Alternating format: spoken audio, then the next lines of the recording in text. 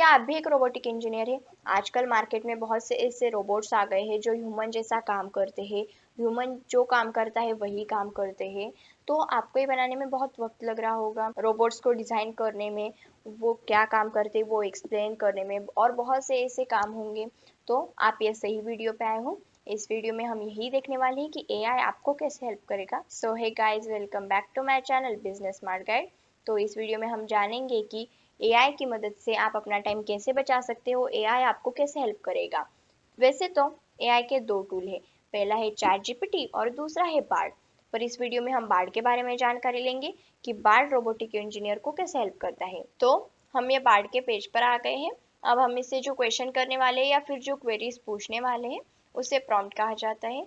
तो अब देखते हैं कि बार्ड रोबोटिक इंजीनियर को कैसे हेल्प करता है। तो चलिए, अब हमने इसे पहला प्रॉम्प्ट पूछा कि मुझे कुछ ऐसे टेक्निकल टर्म्स है जैसे कि कंट्रोलर, रोबोटिक ब्रेन जैसा है, वो मुझे एक्सप्लेन करना है अपने इन्वेस्टर को। तो ये टेक्निकल टर्म मुझे प्लेन इंग्लिश में ट्रांसलेट करके दो, मतलब कि सिंपल इंग्लिश में मुझे ट्रांसलेट करके दो। तो आप देख सकते हैं किस तरीके से उसने हमें यहाँ पे आंसर दिया हुआ है कि कुछ ऐसे टेक्निकल टर्म्स है वो हमें प्लेन इंग्लिश में ट्रांसलेट करके दिए हुए हैं। यहाँ पे एक एनालॉजी भी बताई हुई है, controller, actuator, sensor and effector, और ऐसे ही उसने हमें ये सब जो टेक्निकल टर्म्स है वो इंग्लिश में ट्रांसलेट करके दी हुई है प्लेन इंग्लिश में।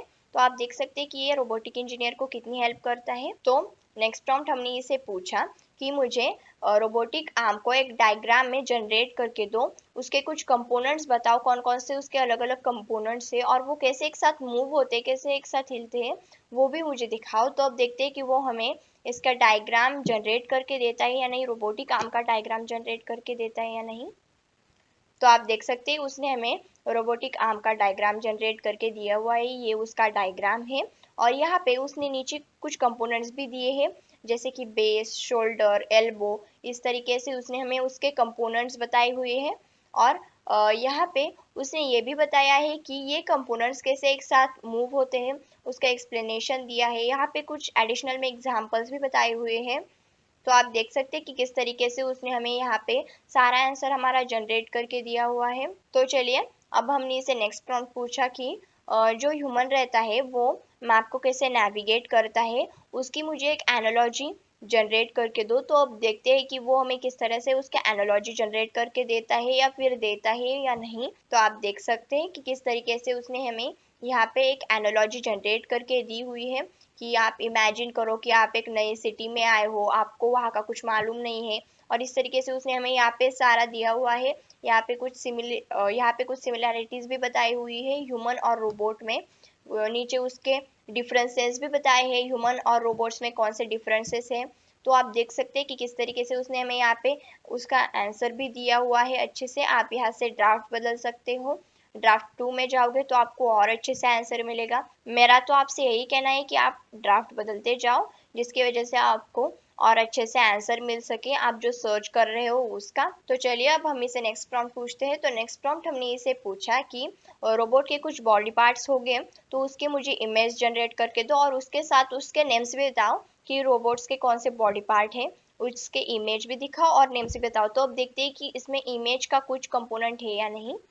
तो आप देख सकते हैं उसने हमें इमेज भी जनरेट करके दी हुई है कि ये आर्म है, ये हैंड है, ये लेग है रोबोट का, ये फुट है। तो आप देख सकते हैं इसने हमें इमेज तो जनरेट करके दी है, आगे उसके कुछ नेम्स भी बताए हुए हैं, फिर उसका डिस्क्रिप्शन भी बताया है। तो आप देख सकते हैं कि किस तरीके से उसने हमें रोबोट्स के बॉडी पार्ट्स की इमेज तो जनरेट करके दी है, उसके नेम्स भी बताए हैं, पर उसके डिस्क्रिप्शन भी बताए हैं। आप यहाँ से ड्राफ्ट 2 में जाओगे तो आपको और अच्छे से आंसर मिलेगा। मेरी तो आपसे यही सलाह है कि आप हर एक ड्राफ्ट को अच्छे से देखते जाओ, तो आपको अलग अलग इंफॉर्मेशन मिलने लगेगी। तो आप देख सकते हैं इसने हमें इमेज भी जनरेट करके दी हुई है। तो चलिए, नेक्स्ट प्रॉम्प्ट हमने इसे पूछा कि रोबोट का जो लेग रहता है, रोबोट का जो पैर रहता है, वो कैसे वर्क करता है, वो मुझे एक्सप्लेन करके दो। समझो आपको किसी इन्वेस्टर को या फिर आपके कस्टमर को ये एक्सप्लेन करना हो, तो आप कैसे एक्सप्लेन करोगे। अगर आपको कुछ उसमें डाउट है तो आप इससे पूछ सकते हैं। तो मैंने इसे यही पूछा कि रोबोट का लेग कैसे वर्क करता है वो मुझे बताओ। तो आप देख सकते हैं यहाँ पे उसने सिंप्लीफाइड एक्सप्लेनेशन दिया हुआ है, सिंपल में एक्सप्लेनेशन दिया हुआ है। और यहाँ पे उसने स्टार्टिंग में भी बहुत से एक्सप्लेनेशन दिए हैं। आप ड्राफ्ट 2 में जाओगे तो आपको और डीप में एक्सप्लेनेशन मिलेगा और अलग तरीके से एक्सप्लेनेशन मिलेगा, जिसके वजह से और अच्छे से आपके कस्टमर हो या फिर आपके इन्वेस्टर हो उन्हें एक्सप्लेन कर सकते हो। यहाँ पे उसने कुछ एग्जांपल्स भी बताए हैं कि रोबोट का जो लेग रहता है वो कैसे वर्क करता है। तो आप देख सकते हैं कि किस तरीके से उसने हमें एडिशनल में एग्जांपल्स भी बताए हैं। तो नेक्स्ट प्रॉम्प्ट हमने इसे पूछा कि जो कंप्यूटर प्रोग्राम रहता है उनको कैसे पता होता है रोबोट का लेग है वो कैसे मूव होता है। तो आप देख सकते हैं उसने हमें इसका भी आंसर जनरेट करके दिया हुआ है। यहाँ पे उसका एक्सप्लेनेशन दिया है। फिर से हमने से कुछ एग्जांपल नहीं मांगा, फिर भी उसने हमें एग्जांपल दिया है।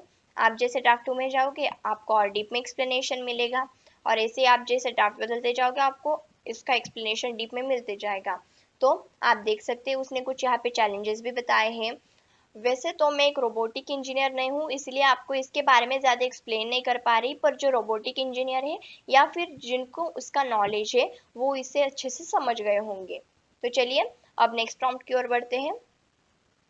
तो चलिए अब हमने इसे नेक्स्ट प्रॉम्प्ट पूछा कि मैं एक वर्क कर रही हूँ, एक प्रोजेक्ट पर वर्क कर रही हूँ, जैसे कि एक रोबोट है वो 2 पैरों पे कैसे चल सकता है उस पर मैं वर्क कर रही हूँ। तो मुझे यही अपने इन्वेस्टर को एक्सप्लेन करना है कि वो 2 पैरों पर कैसे चल सकता है। तो ये ज़रा कॉम्प्लेक्स सिस्टम है, तो मैं इसे कैसे एक्सप्लेन कर पाऊँ जिससे कि उसको समझ में आए अच्छे से।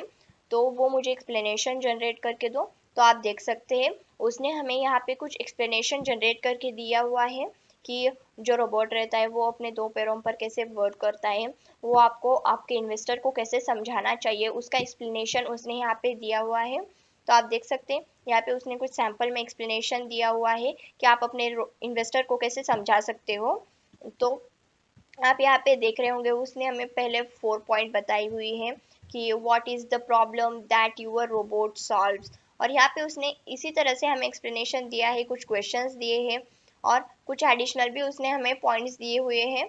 तो आप देख सकते हैं कि किस तरीके से उसने हमें यहाँ पे आंसर दिया है। आप यहाँ से ड्राफ्ट बदलते जाओगे तो आपको और डीप में एक्सप्लेनेशन मिलेगा। तो मैंने यहाँ पे सेकेंड ड्राफ्ट लिया, तो आप देख सकते हैं इसने हमें और डीप में एक्सप्लेनेशन दिया, उसके कुछ की कंपोनेंट्स बताए हुए हैं, और यहाँ पे नीचे उसके फिर से 3 एग्जांपल्स दिए हुए हैं, फिर उसके चैलेंजेस दिए हुए हैं, उसमें कौन से चैलेंजेस इन्वॉल्व है वो दिए हैं। तो आप देख सकते हैं किस तरीके से वो हमें डीप में आंसर दे रहा है। हमने उसे एडिशनल में कुछ नहीं पूछा, फिर भी वो हमें आंसर दे रहा है। तो आप ऐसे ड्राफ्ट बदलते जाओगे आपको और डीप में एक्सप्लेनेशन मिलेगा। तो आप देख सकते हैं उसका प्रॉब्लम बताया है कि यहाँ पे एक एग्जांपल है, आप अपने इन्वेस्टर को समझा सकते हैं कि ये प्रॉब्लम है, तो उसका सोल्यूशन भी बता सकते हो, तो वो कैसे मार्केटिंग करनी हो वो भी बता सकते हो, उसका बिजनेस मॉडल बता सकते हो। और यहाँ पे कुछ एडिशन भी दिए हुए हैं, एडिशनल में कुछ दिया हुआ है, उसके भी 3 पॉइंट्स दिए हैं। तो आप देख सकते हैं कि ये रोबोटिक इंजीनियर को कितनी हेल्प करता है। तो चलिए अब नेक्स्ट प्रॉम्प्ट हमने इसे पूछा कि जो रोबोट रहता है वो लोगों को कैसे हेल्प करता है, अगर कोई डिजास्टर आ जाए तो उनको कैसे बचाता है। उसके मुझे कुछ वीडियोस जनरेट करके दो। तो अब देखते हैं कि वो हमें उसकी वीडियोस जनरेट करके देता है या नहीं। इसमें इमेज का कंपोनेंट है, पर अब देखते हैं कि इसमें वीडियो का कंपोनेंट है या नहीं। तो आप देख सकते हैं इसने हमें वीडियो नहीं बना के दिया, पर उसने हमें दिया हुआ है कि हमें अगर वीडियो बनाना है तो हम उसे कैसे बना सकते हैं, उसको कौन सा टाइटल देना चाहिए। फिर से उसने हमें स्क्रिप्ट भी बना के दी हुई है, फिर वीडियो फुटेज कैसा होना चाहिए वो भी दिया है, उसका कंक्लूजन भी दिया है। तो आप देख सकते हैं उसने हमें कितने डीप में स्टेप बाय स्टेप सारा आंसर बता दिया है। तो आप चाहे तो ऐसे ड्राफ्ट बदल सकते हो। तो आप देख सकते हैं कि जैसे हमने यहाँ पे सेकेंड ड्राफ्ट लिया, थर्ड ड्राफ्ट लिया, तो कितने अच्छे से उसने हमें एक्सप्लेन किया है।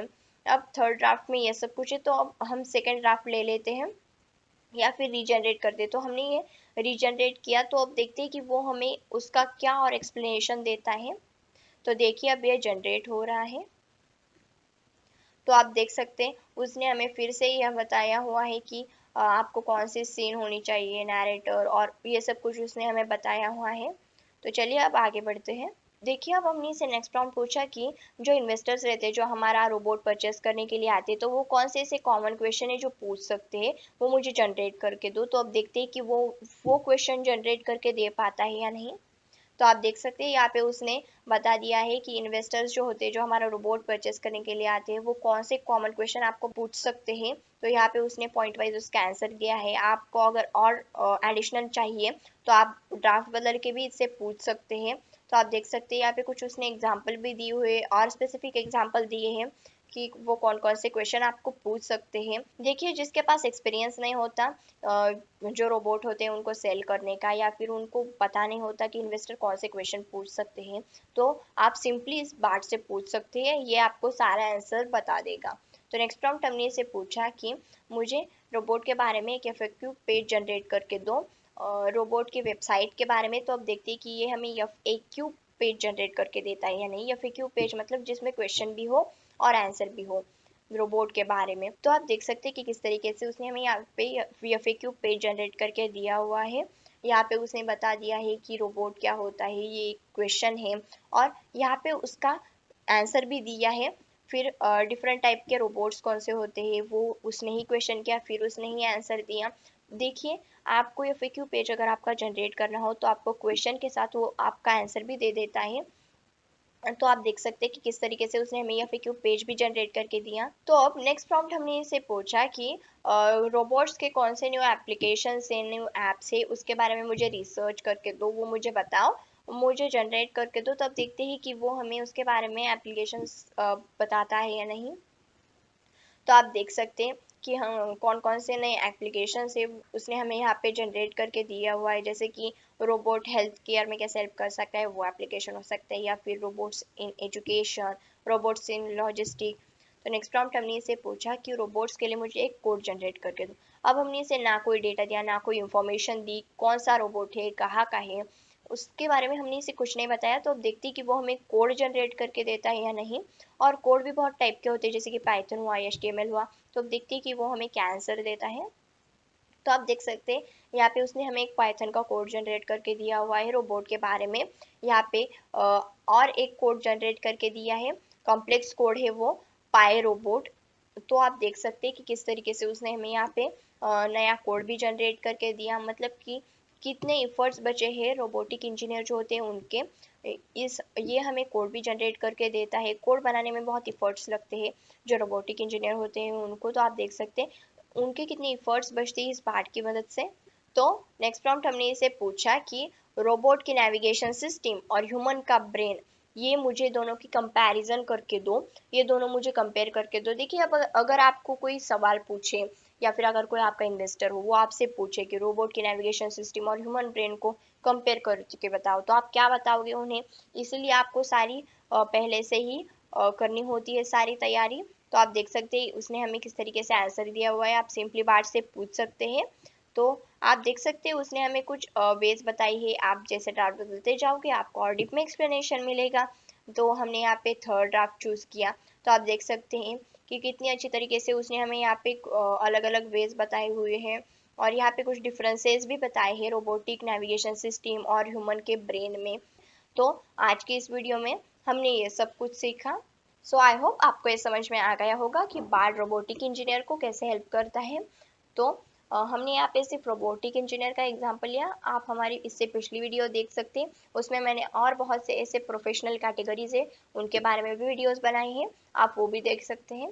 सो अगर आपको ये वीडियो पसंद आया हो तो इसे लाइक कर दीजिएगा, और इसी बात रिलेटेड न्यू इन्फॉर्मेशन जानने के लिए जो आपको हेल्पफुल रहे उसके लिए हमारे चैनल को सब्सक्राइब कीजिएगा।